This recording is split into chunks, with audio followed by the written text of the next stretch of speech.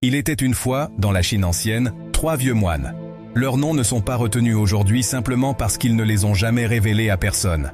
En Chine, ils sont simplement connus sous le nom des 3 moines rieurs. Ils voyageaient toujours ensemble et ne faisaient rien d'autre que rire. Ils entraient dans un village ou une ville, se tenaient au centre de la place principale et commençaient à rire. Lentement mais sûrement, les habitants et les passants ne pouvaient résister et devaient commencer à rire eux aussi, jusqu'à ce qu'une petite foule riante se forme. Et finalement, le rire se répandait à tout le village ou la ville. C'était le moment où les 3 vieux moines se déplaçaient vers le prochain village. Leur rire était leur seule prière, tout leur enseignement, car ils ne parlaient jamais à personne.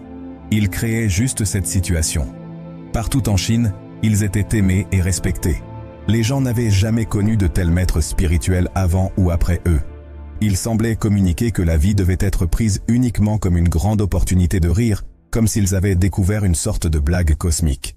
Alors, ils voyageaient et riaient pendant de nombreuses années, répandant la joie et le bonheur à travers la Chine, jusqu'à ce qu'un jour, en étant dans un village particulier de la province du Nord, l'un d'eux meurt. Les gens furent choqués et vinrent en courant de loin, laissant les champs inoccupés pour la journée, seulement pour voir la réaction des 2 autres moines à cet événement dramatique. Ils s'attendaient à ce qu'ils montrent du chagrin ou même pleurent, et tout le village vint à l'endroit où se trouvaient les 3 moines. 2 vivants et 1 mort.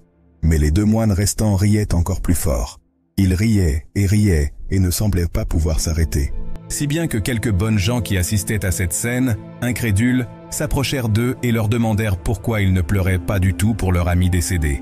Et pour une fois, les moines répondirent « Parce qu'hier, en venant dans votre village, il a proposé un pari pour savoir lequel d'entre nous battrait les 2 autres et mourrait le premier. Et maintenant, il a gagné, le vieux coquin. Il avait même préparé un testament. La tradition exigeait de laver le défunt et de changer ses vêtements avant de le placer sur le bûcher funéraire, mais le vieux moine avait explicitement demandé de laisser les vieux vêtements sur lui puisqu'il n'avait jamais été sale un seul jour. « Je n'ai jamais permis à aucune des saletés de ce monde de m'atteindre grâce à mon rire », disait son testament. Ainsi, le corps du vieux moine fut placé sur le bûcher avec les vêtements qu'il portait à son arrivée. Et lorsque le feu fut allumé et commença à lécher ses vêtements, à la stupéfaction générale, des feux d'artifice de 100 couleurs se mirent soudainement à exploser dans toutes les directions. Et finalement, les gens qui s'étaient rassemblés là se joignirent aussi au rire des 2 sages. Vous voyez, dans la vie, peut-être que la seule raison pour laquelle nous sommes ici sur cette terre est pour que nous puissions rire et ne jamais cesser de ressentir de la joie et du rire.